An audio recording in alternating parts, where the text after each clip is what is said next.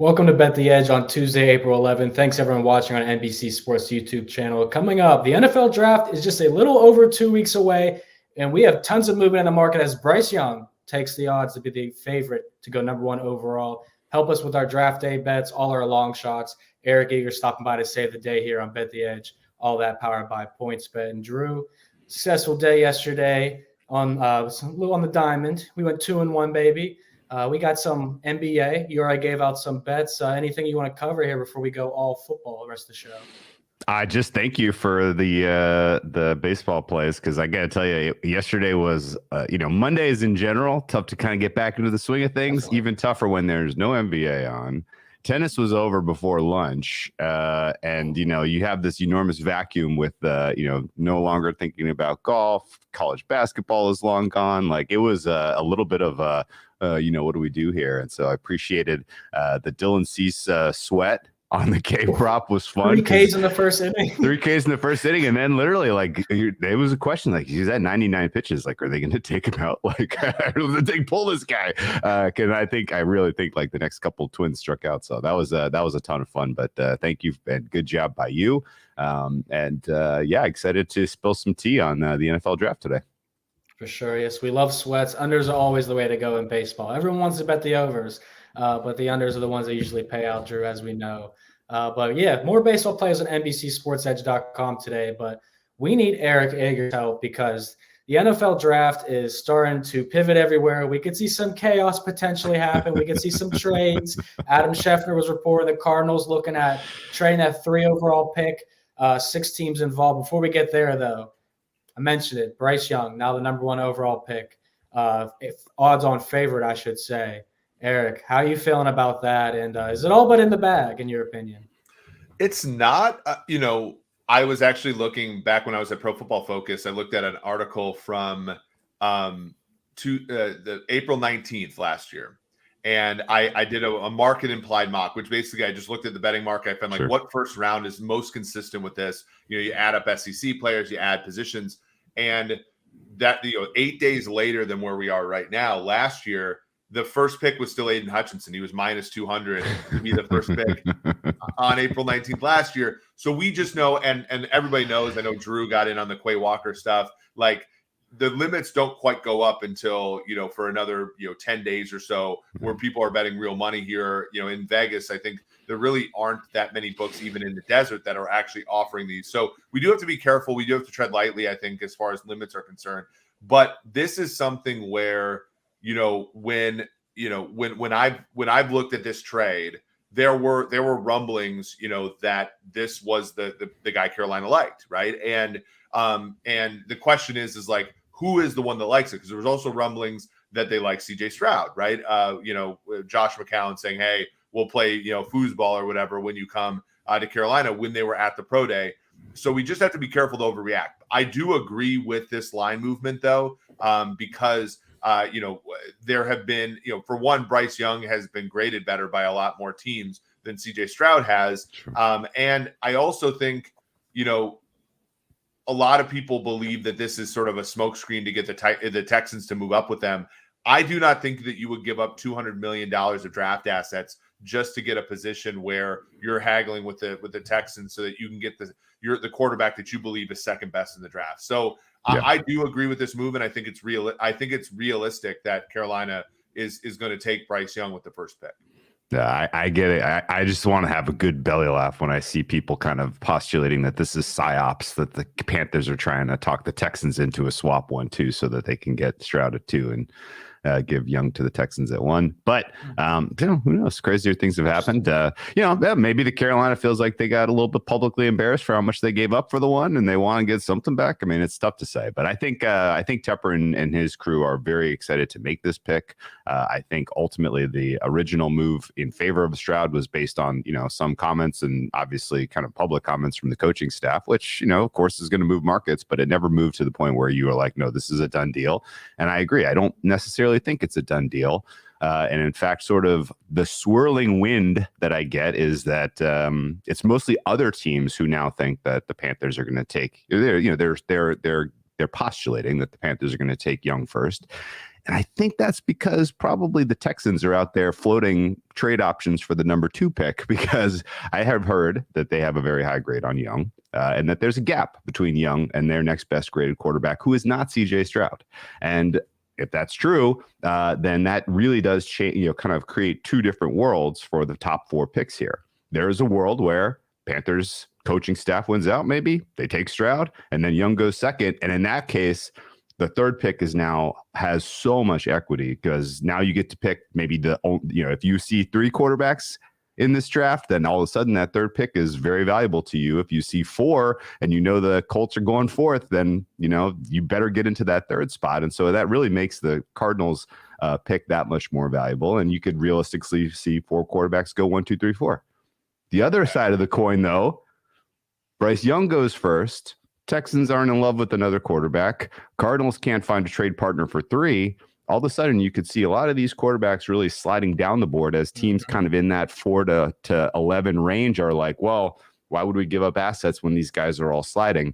Can you kind of talk us through sort of the second of those 2? Because the first one, I feel like, has been sort of the operating assumption of the markets for over a month now. But I feel like we're now kind of pivoting into this world where the second quarterback sliding is starting to be the more likely. Yeah, I think with the number 2 pick, you really have to ask who has the power in Houston, because I could see it either way. Nick Caserio, the GM, is on, he has not had success yet, and he has not, had the quarterback. They fired Jack Easterby as sort of a scapegoat for a decent amount of, their failures there. But, they just signed DeMeco Ryans. They gave him a long-term deal because the last 2 coaches that they had were only 1-year guys. DeMeco Ryans comes from San Francisco, a place where they famously traded back from 2 to take Solomon Thomas in the 3rd pick, passing on Mahomes, passing on Deshaun Watson, passing on Trubisky as well with the trade. So I think about, if DeMeco Ryans is in charge there, a defensive player is certainly in the cards. They're certainly there. They can, sort of wait. They got another pick later on where they could go and get the weaker of Levis and Richardson should they fall. And I think also what teams do, we saw this last year, what teams do oftentimes triggers what other teams will do. Once teams were passing on Willis and passing on Pickett, right, every other team felt emboldened to do that, right? So if Houston passes on a quarterback at 2, like maybe Arizona is, they might trade the pick, but maybe Arizona starts seeing a softening of offers if they don't get one right now, right? And so on and so forth. Like, so that's one thing. Like, if Caserio's in charge, I think they take a quarterback. Yeah. If DeMeco Ryans is in charge, I think that they go with the defensive player, and just because he's got time.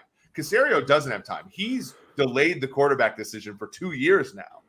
They didn't really have a chance in 21 because they didn't pick till round 3, but they basically have an awful, and they basically have a long option with DeMeco Ryans should he be involved. And then with Arizona, like, for one, I just don't think Arizona trades the pick before the draft. We saw issues with that with San Francisco in 2021, and then also with the New York Jets, who traded a 3 in 2018. They ultimately didn't get the quarterback they thought they were because we thought Sam Darnold was going first and not Baker Mayfield. So I think it's draft night where that happens, and I think Arizona's return on that pick is going to depend upon what Houston does. Yeah, we 100% agree with that. And quick questions about the way that this power structure is in Houston, because we could talk about this all day. It's not super relevant, but it is for this draft because Houston holds pick 2 and 12. Caserio, I feel like I agree with you. Like, he should presumably be on the hot seat, but Easterby moves on. He kind of moves up the chain of command, so it's almost a little bit like he's entrenching his power there. If nothing else, and DeMeco Ryans got a 6-year deal, like, he's going to be there for a while to oversee this rebuild. So I don't know that I get the sense that there's a lot of pressure on these guys to perform in the short term. And then the secondary kind of thought and question for you: if they have Levis as their second graded QB, and they know that they can depress the value of the 3rd pick for a trade and like induce a little bit of a QB slide by taking a defensive player second, isn't it possible Levis is there for them at 12? I think that that's perfectly possible. And we saw even, and again, maybe the next conversation, we talk about Hooker later, right? But like, it's always the nth quarterback that falls in these drafts, right? Always, we think about, 2017, Deshaun Kaiser fell all the way to round 2. 2018, Lamar Jackson fell all the way to 32. We were talking about Mason Rudolph possibly being a first-round pick in that draft. 2019, Drew Lock falls to 42. 2020, there were a lot of mocks like Evan Silva, who's a very good mind in this space, had Jordan Love at 13 at one point. During his process, he falls to 26. 2021, Mac Jones goes to 15. And of course, last year, Desmond Ridder was even money to go in the first round last year when we were talking about these things. He falls all the way to the third round in front of Malik Willis, who was, many people had projected going 2 to Detroit. Yeah. And so I think for Levis, like, probably the best bet is whatever they end up hanging for his over-under is going to be over for him. And then, and that trickles down to Hooker as well. But yeah, I think if Houston's looking at how these markets have evolved in the past, Levis, they probably don't necessarily need to move up past 12 to get Levis later on. Yeah, I absolutely love that. There's always someone that falls, and I feel like he was the obvious choice for one of those 4 quarterbacks that are going to drop in this draft, especially since Anthony Richardson ran his 40 time. And once he did the combine, I think that pretty much solidified Will Levis as the number 4 option there. But I love all those breakdowns. And Eric, I'm going to need your opinion on this next question after we get the promo, because I got a text at 3:30 a.m. to place this bet, and I'm going to need your opinion because he might go number 3 or 4 apparently. But make sure everyone download the Roto World app to see breaking player news all season long. Stay out of the competition by favoriting players on your roster. Get the latest injury updates, player news, and much more delivered right to your phone. It's available in your app store today. We'll slide in a little baseball bet later, Drew. I think that's going to be an option here. But, Eric, the bet that I received was Anthony Richardson under 4.5, super juiced. It was like minus 155 odds when I looked at it.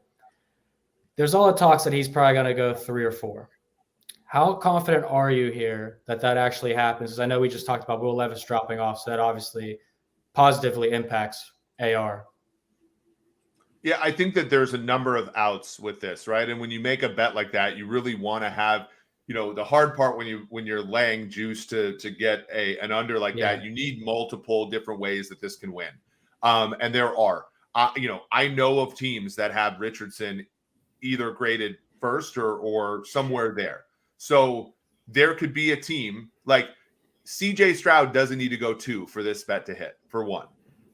So that's one. I think that the other, like what I would consider chalk right now, which would be Stroud or Young in some order, 1, 2, and then a team like Detroit moving up to 3 to get Richardson, a team like the Raiders moving up to 3 to get Richardson. Any one of those teams that kind of has a veteran quarterback in place, but would like a long-term answer at the position, those are all possibilities. So that can win at 3 in what I would consider to be chalk. And actually, if you go to sumersports.com, the website for our company, we have a market implied mock right now that just went up that has, Anthony Richardson going 3. And that is just like, if you actually take the markets, it's not a better than 50-50 chance, but it is the plurality of probability there. So that way it can win. The other way it can win is if Houston does the unthinkable and takes a non-quarterback at 2, then the team that trades up to 3 very well could just say, look, Houston very clearly doesn't like Stroud. We don't have to feel that bad then if we like Richardson over Stroud. We'll go ahead and go get him at 3 or 4. And then I think the Colts being stationed there at 4, having really no option there. The Colts are very similar to the Panthers and why the Panthers moved up to 1 to get their guy, whereas they, Reich, when he was the coach at Indianapolis, it was stopgap after stopgap after stopgap. Now that he's gone, Steichen comes in. Where did Steichen succeed in Philadelphia? With a guy who has legs, who maybe wasn't as polished of a passer when he came out of Alabama, in Jalen Hurts. Richardson is sort of a supercharged version of that. And that to me is another out there at 4, for the Colts. Yep, that all checks out. I'm not at the point where I have any kind of realistic confidence in the draft going any order to lay a minus 150, but I get, I get why people would have that opinion. I definitely see a World 2 outcome where, the 3 doesn't get traded and Richardson falls to, say, the Lions at 6 or something like that, or even the Seattle Seahawks at 5. Like those are maybe not 40% of the outcomes, but enough that I'm not dying to lay minus 150 at this point. That said, you have to ask yourself, who's the last quarterback of the group? If the last quarterback of the group is Richardson, then I believe the last quarterback of the group is Levis. I think when you talk, you go to the combine, you talk to people who know football, who are embedded with teams. Those top 3 guys are the guys, and then Levis is kind of the wild card. Yeah, that to me is like where Levis is the one that's going to fall. I think Richardson, when you look at his tools and you look at his ability, I think teams are going to gravitate towards him. I agree. Yeah, and I'll say this, Drew. Eric Froton was one that sent me that text. So if Eric Froton and Eric Eager agree, I mean, come on. What are we bickering about still? Well, I mean, like you think about Richardson, like there's a lot of teams with draft capital and incentive to make a move to get him in the top 3, because that's the type of prospect you can develop behind a starter like Goff, behind a starter like Jimmy G, and because he's going to need a year to develop before you really throw him to the Wolves. I mean, the ceiling is, at least in my opinion, clearly higher than Stroud and much higher than Levis. Levis is sort of, as kind of Eric alluded, the wild card here. Still, I think the second pick, the value at this point is probably taking a defensive player to the Texans, just because of the chance that they pass on QB and can't find a draft partner. And then the third pick, similarly, like I feel like if value is deflated there, that could be a defensive player, even though everyone seems to assume it's already been traded. But we don't know what the news is, which leaves kind of the fourth pick up for complete interpretation. Do you have a sense that that the Colts would go one way or another if they have their choice of all 3, Stroud, Richardson, and Levis? I would say in that case the value's on Stroud, because I do think Stroud has a better grade than the other 2. Like from what I can tell, like looking at the fundamentals, and just sort of Stroud is considered kind of like honestly a perfect Colts quarterback, because he has a high floor among those 3 guys. His ceiling might not be as high, but if you're the Colts, like you've drafted pretty well over the years at non-premium positions, you could be in a situation to have success should you get a quarterback that is young on a rookie deal. Like I think of Stroud in the vein of like he's kind of a rookie deal Kirk Cousins, which if you get Cousins at like a $10 million salary, that's a Super Bowl quarterback, Yeah. And I think that's how teams see Stroud. I would say, if you're looking for the high variance, like the Panthers probably are, because you traded up for the first pick, that it's up for interpretation. At 4 for the Colts in a bad division where you still have good players in DeForest Buckner and Darius Leonard and so forth, like that might be the pick. Oh, that makes total sense. And I guess in this world where 4 falls to the Colts and they take Stroud, does that basically seal the deal that Lamar Jackson's going back to the Ravens? Yeah, I think so. I think that, the Beckham deal, that I think that they're going to use void years on that deal as well. They're going to leave themselves open to being able to get Lamar. The fact of the matter is, like, Lamar only viewed the Ravens as the bad guy during the first 5 years of the deal. Now that the other teams have sort of shown that they aren't willing to pay him, maybe he goes back to the Ravens realizing that the grass isn't necessarily greener. Whether or not we all believe it should, like the Falcons, sure, should. These teams should want Lamar Jackson. The fact that they don't might mean that the Ravens are going to look brighter in the eyes of Lamar Jackson after this whole ordeal. Free agency period has really been heating up. I find it super interesting what's going to happen with him in general. Getting Odell Beckham Jr. has been great, but as Drew knows, he's been a guy that I've liked to fade in the market. I just feel like, his name is bigger than his production for the most part, but the injuries also have caught up to him. But I do want to talk about the Ravens, because one of the 2 players I think that we're going to talk about next could definitely fall to Baltimore. Maybe not in the first round, but the second round here. So before we do that, though, just so you guys know, every season is draft season. Get your Roll draft bundle today and dominate your football, baseball, and basketball drafts. Packed with profiles, rankings, projections. Order more and get all 3 of these for the price of 2. Plus, use promo code Barry and save an extra 20% at checkout. So, Eric, my two favorite players coming out of this draft are Bijan Robinson and Hendon Hooker. They were money makers for me this year in college football. But we've seen some things happen here in the free agency market. Miles Sanders left Philadelphia. Rashad Penny has came in. That was the team that I was looking at potentially getting Bijan. Now the Dallas Cowboys are the favorite to get Bijan at plus 500, and that's because no more Zeke. It's only Tony Pollard now. He'd obviously be a nice duo there with him, but there's plenty of other teams like the Commanders, Texans, Chargers, Falcons, and Pats all nipping at the heels in terms of odds. So from what you've seen of Bijan, where do you think he fits best, and where would you put your money him going? I mean, Bijan Robinson is, somebody asked me yesterday who's head and shoulders above their position in the draft, and he is. Like, Jahmyr Gibbs is a very good back. Zach Charbonnet, I think, will make a good a team happy someday. But it goes without saying that Bijan Robinson is the best player at his position in the whole draft. I think, pick 10 is maybe where you start the conversation. I would say he probably doesn't get by, pick 26 or so. That's a wide variance. The reason is clear. The reason is clear though. Like, Christian McCaffrey is the highest paid running back in football at $16 million a year. If you take him in the top 5, you're paying about 8 or 9. That's only $7 million of surplus value.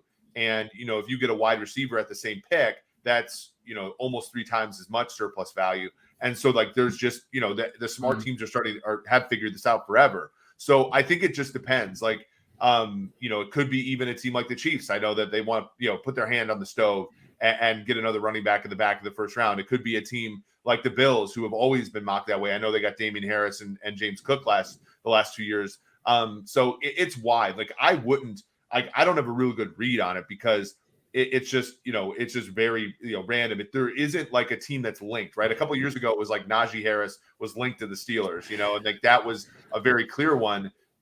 Josh Jacobs was linked to the Raiders. That was a very clear one. To me, like there isn't a team, like all the teams that are like ready made, where they are literally a running back away, are also the smart teams that wouldn't draft a running back high, like the Eagles. So I think that's a true tricky situation.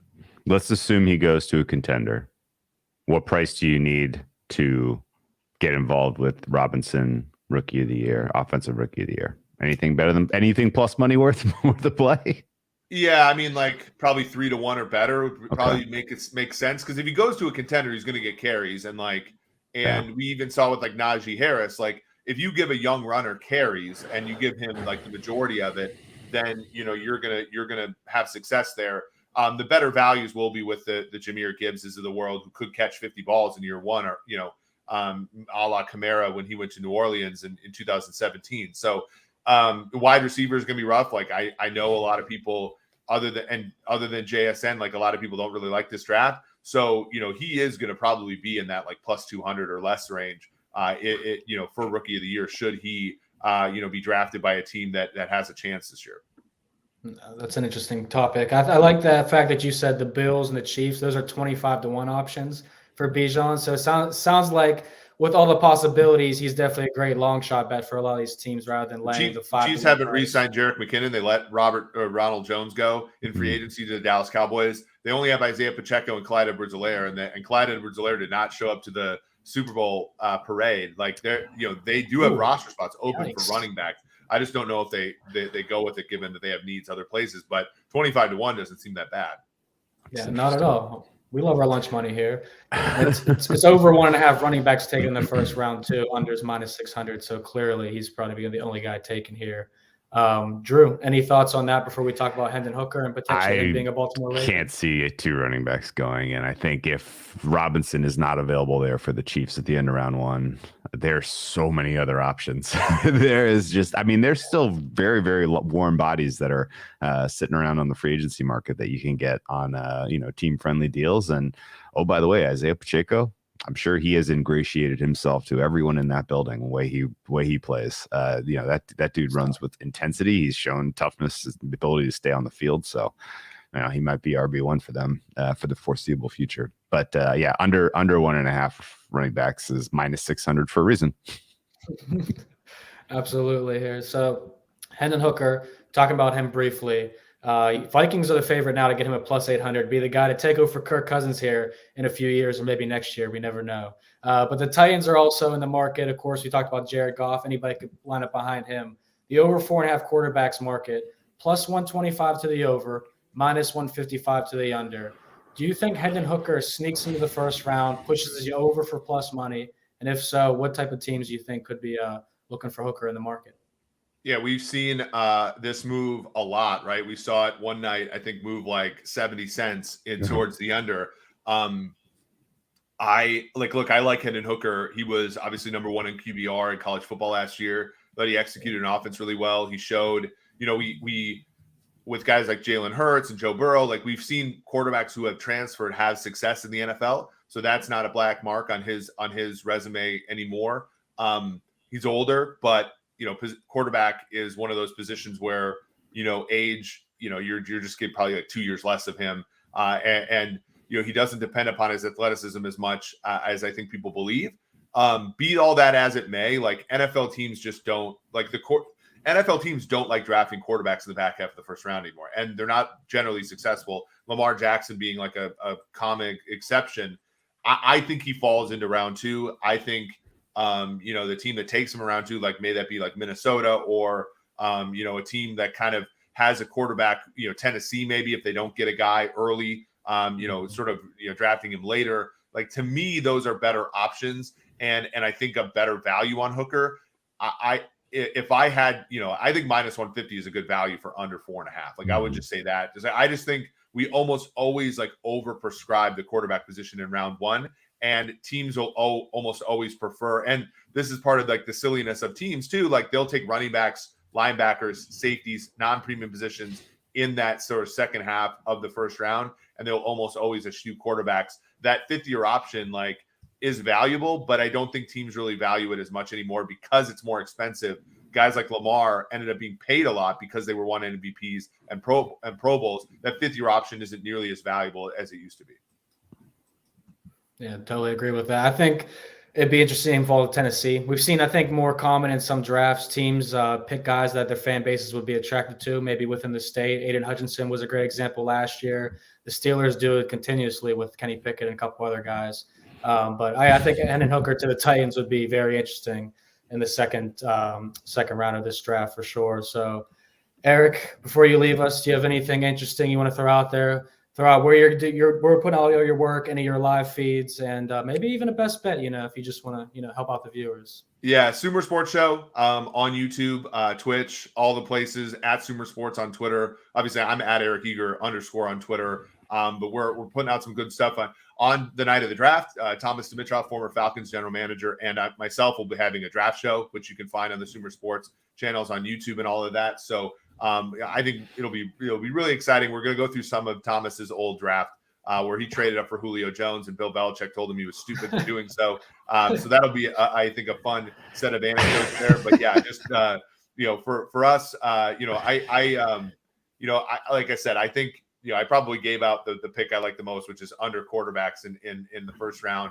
But that it sort of goes against you, Vaughn, a little bit. But I think, it's just one of those situations where teams, don't value that position in the back half of the first round anymore and are willing to let that last guy slide. So, that's basically the one that I like. But it's been interesting. It's been an interesting year because markets have not gone up as fast as they have in the past. It's very true. Very true. Yeah. And I'll ride the under 4.5 quarterbacks with you. The good thing about being sports better, Eric, you don't have to be 100% right all the time. And I'm normally not. So I'll take your bet. Now, I appreciate you. Make sure you guys check out all Eric's stuff at Summer Sports. Appreciate you, my guy. We'll talk to you soon. It's draft season. Thanks for having me, guys. Yes, sir. And Drew, we have a 2-minute drill. Best bets. What do you got? Anything in the NBA tonight? I think both unders are still live, and I'll get into that in a second. But if I can only have just kind of put a bow on the draft, if you're only going to let me have a couple, because basically what Eric kind of alluded to at the end there was an important nugget. it's been very, very, very tough to get liquidity into these draft pools so far this season. Like, no one will really write you a bet. No one offshore will write you a bet. The legal shops will only take very small action. In fact, if you really want a big price, you got to go down the board. You got to find a long shot, and you got to parlay it with a bunch of other stuff in order to get anything of size. And so it's been very tough to get anything anything decent down on this draft. That said, I think you swing away on pick 2. I like Tyree Wilson in the 20-1 range. Swing away on pick 3. I like Jalen Carter in the 29-1 range. Swing away on pick 4. CJ Stroud is 35-1 to go 4th. And I think there is a very real sort of, the most likely outcome is this, the second most is this. And in the second most likely outcome, I can see Bryce Young, defense, CJ Stroud. And the fact that he is still 35-1 to go pick 4 is kind of mind-boggling to me. So that would be the best bets in the NFL draft as far as I can tell you. And I'm just literally swinging for super long shots. In the NBA, the reason that both unders are valuable tonight, even though they've both been steamed up, and I get it, Lakers, Timberwolves. Of course, that was going to go up. No Gobert, no Jaden McDaniels, no Naz Reid. Like, the Lakers are going to just have their way in the paint. They're going to get to the free throw line 900 times. I get all that. They still are not an especially good shooting team, and they have the right defensive, kind of personnel, I think, to really frustrate Minnesota in terms of their base offense without some of the flexibility afforded by their big men. So I still think this is an underlook, and really there's a long tail to the under, guys. There is an entire game state where Minnesota is losing by a lot in the second half of this game, at which point you're not putting Anthony Edwards and Karl Anthony Towns in the game for the fourth quarter. There is no point in trying to claw your way back for a cover here. You are literally just punting for the 8-9 game in the next play-in. So then same thing goes for the Hawks Heat. If the Heat are in total control of that game, Hawks are incentivized to rest everyone. If the Hawks are playing surprisingly well, Heat are going to put everybody on the bench, right? Like, there are certain game states where, these teams pull the plug in the fourth quarter. And, oh, by the way, this is going to have one and done playoff feel to it. Like, there's going to be possessions are going to slow down. The idea of, 12, 14 seconds left on the shot clock when you're taking your shot, that may be the rare example. Once you get to the fourth quarter, we may be winding down into the 3 to 5 second range before teams are really into their offense. So, I think realistically, the pace expectation and the long tail for these games turning into blowouts and resting players in the second half is not perfectly being accounted for right now. So, give me under 228 in the Heat game and under 233 in the Lakers game. Wow, that's a big number. Yeah, it is. It moved up from, I think it was 226.5, 227 at one point, and it's gone up 6 points. Rudy Gobert at one time was one of the best defensive players in the NBA. This year, that's not been the case. But I think you made a very interesting point, Drew, about the 9 and 10 seeds in particular, because these teams are done if they lose. So they're going to want to maybe possibly make that cover. A team like Chicago could cover, I think, against Toronto compared to the Thunder, who I think are just, happy to be here. We'll see you next year when we're a little bit improved. But I'm with you. The only things I did play so far in the NBA, I took the Bulls plus the 5. I did take my favorite team, so grain of salt there. But I took the Heat and the Pelicans in a money line parlay, and the Lakers and the Pelicans in a money line parlay. I got those both at plus 100 and plus 120 in the NBA. I felt like the favorites are probably gonna roll, but not over the Raptors and Bulls. I think that one's the clear underdog play. And I'll leave you with this. You mentioned the NFL draft, the 2-3-4s. Do you like Bryce Young, playing him 2-3-4 and hoping you make money? Because minus 125, 10-1, and 35-1. Felt like that was a pretty good way to approach it. Bryce Young's floor is 2. From the way I understand the board, the only team that has leaked anything really at this point, and it's kind of through some certain media personalities who are well connected to that front office, is Houston. And from what we understand, they have Bryce Young QB1 with a bullet. So if he is available at 2, I think that's where he goes. And honestly, I think the fact that the Panthers haven't really done their visit and sit down with CJ Stroud, it could still flip. It could flip one more time. We could see him the favorite, and it could go CJ 1, Bryce Young 2. But Bryce Young going 3rd or 4th, I think those would be pretty low likelihood outcomes. Yeah, literally a week ago, last Tuesday, CJ Stroud was minus 275. Now we see Bryce Young minus 225, and it may not be the last flip we see. So that is a good point. And that's why betting hard, betting heavy 2 weeks before the NFL draft is not the smartest thing you could do. Right now, you should be looking at the long shot value. And I'll leave you with this, Drew. One baseball bet. Yeah. We're going Yankees money line against the Guardians today. Garrett Cole's on the mound against a guy named Hunter Gaddis. Do you know who Hunter Gaddis is? No, but Garrett Cole's been doing well this year. So ride the hot hand. Yes, he has. We are playing the hot hand. Guardians got the win yesterday with Bieber on the mound. Yankees get the win with Cole on the mound today. Okay. So there you guys go. Hopefully you guys learned a lot today. I think we gave out a lot of plays, good information. And as always, if you need more, NBCSportsEdge.com is the place to be. Appreciate you guys watching live on NBC Sports YouTube channel. If you're listening podcast form, please do not forget to subscribe and rate us. That is Drew. I am Vaughn, and thank you, Eric Eager, for being here today. We'll see you next time.